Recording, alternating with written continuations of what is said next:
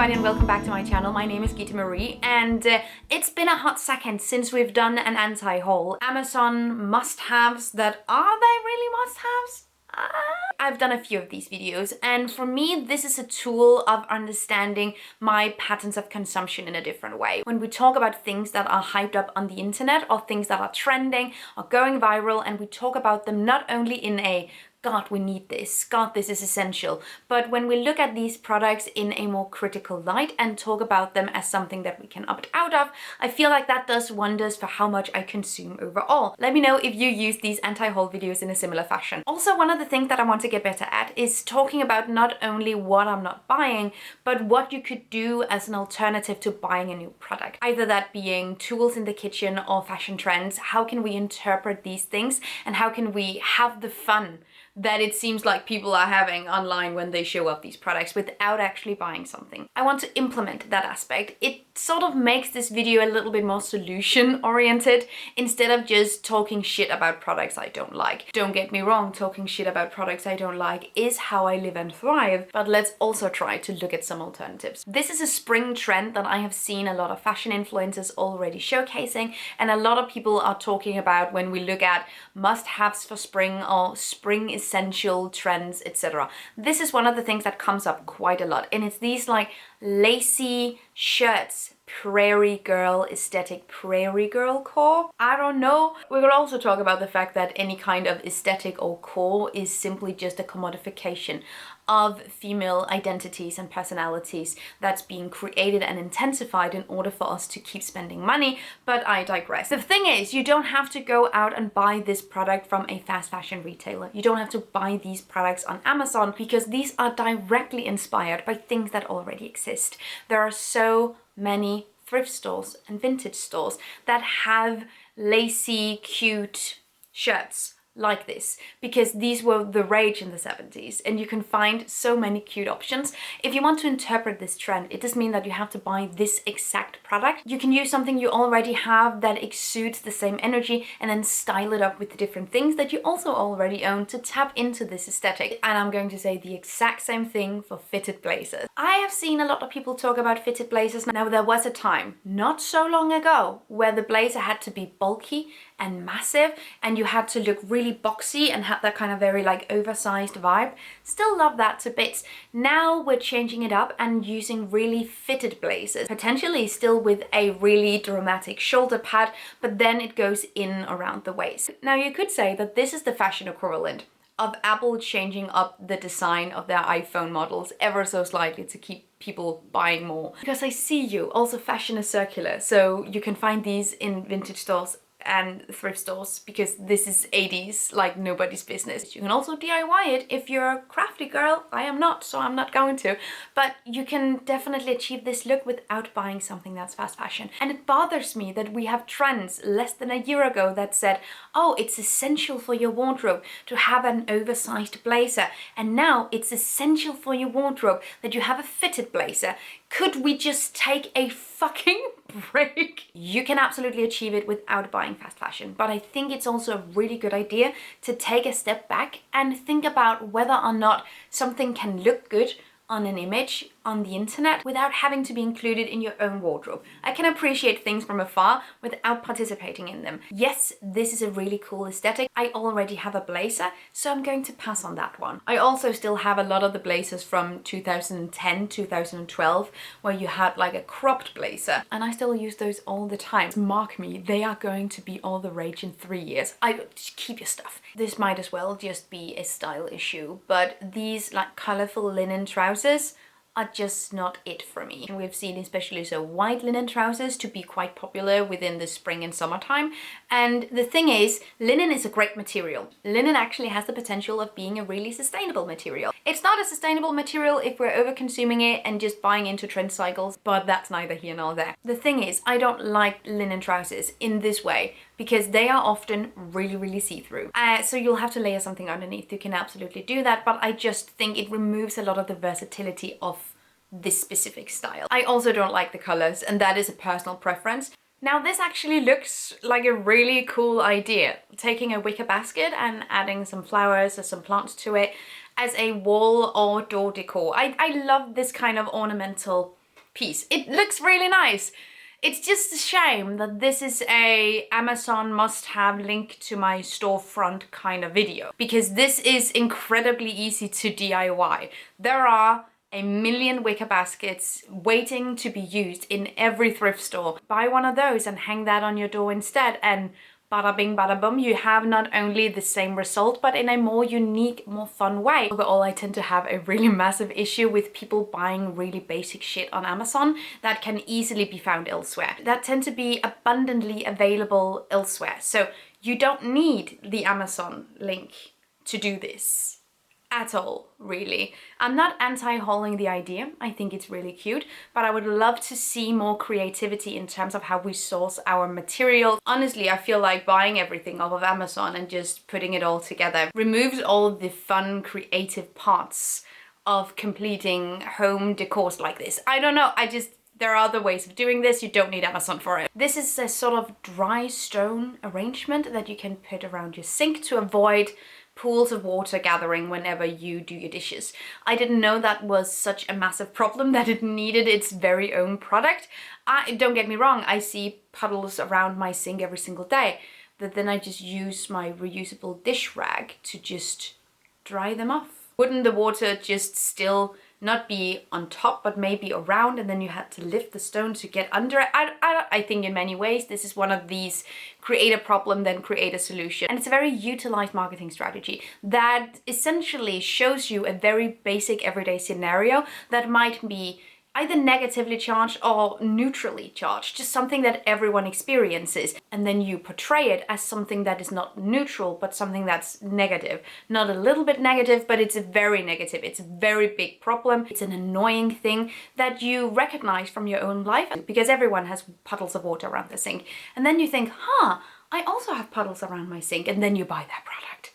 It is a genius way of communicating. It's just absolutely destroying our planet. So there is that about it. So whenever you see something like this, where you feel like, oh, I can relate to that, I've had that same problem, like take a second and think, is it actually a problem? Or is it just a thing that I can also relate to? I feel like this is one of those things where I will just prevail and spend 3 seconds of every day drying off a puddle of water. I think I'll be fine. It will take me longer to go on Amazon and buy this and unwrap it from its packaging and install it than it would take for me to dry up these puddles, or like a month's worth of puddles. I don't know. I might be biased in this regard because I don't like the look of quilted jackets. And that might be harsh because I'm also really just thinking about my grandmother when I see them in a cute way. But I don't think it's a style that I ever want to experiment with. I think it's cool that you want to do that. I think every style has its function for some people, and people are super different in terms of what we like. I don't see the appeal of these, but that doesn't mean someone else won't.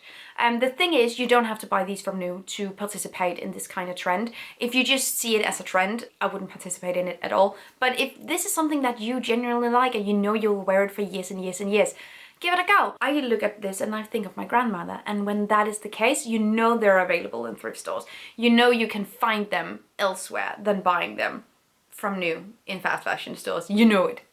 You know it. But what I want to highlight with this specific part of the anti-haul is this comment that I saw underneath the video. Now, if you frequent this channel, you might also not give a rat's ass whether something is in style or not, but it just breaks my heart that there's so many people that seem to be in their own way when it comes to wearing what they actually want to wear.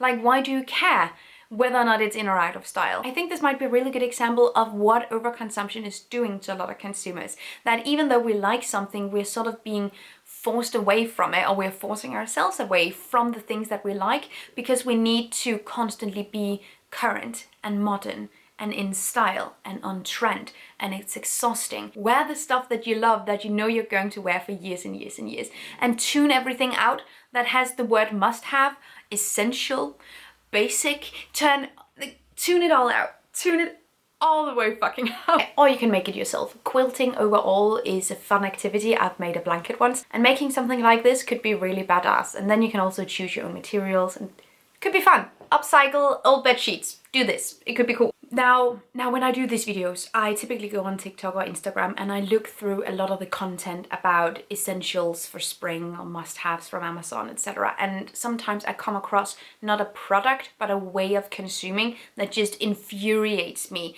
that fills my entire body with rage. So I want to talk about that as well. In this guide, this is the wording that gave me that sensation. Tips to make your home feel cozier this spring. Next, swap your art out with the seasons. I need a moment to talk about this. So swapping out your art with the season is a bullshit thing to do. Even if it's not expensive art, even if it's not art that's original, even if it's just posters. Buying something for decorating your home should reflect who you are, not what season we're in, not what's on trend. It should feel personal and it should feel individual to who you are. So swapping it out with every season is not just overconsumption at its finest. I also might think that a lot of the people that has been criticizing the amount of art that I have on my wall is looking at this through that kind of consumption pattern, thinking that whenever you see a picture wall or art in a home, that it is potentially something that will be replaced over time. It won't. It shouldn't. These are investments I will keep for as long as I live. Okay.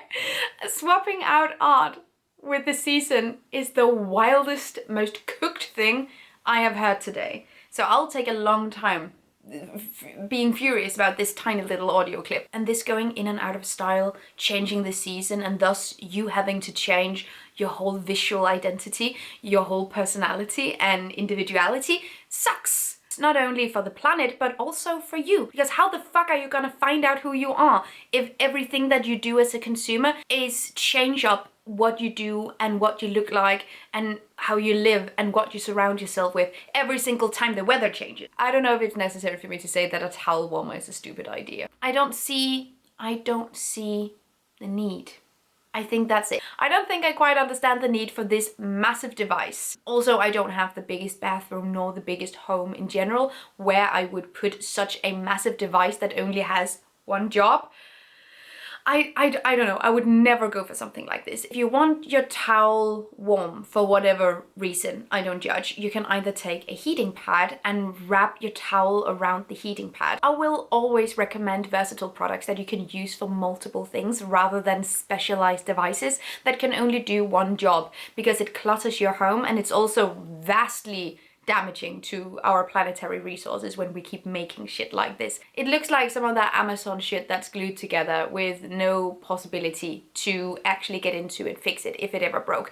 I'm just being judgmental now, but you know, that's what you came here for, I assume. If you want warmer towels, you can even go as far as to use the tumbler dryer if you have one of those. Now, I never recommend that, and I also wouldn't do that. It's just to say that there are other means of warming your towels.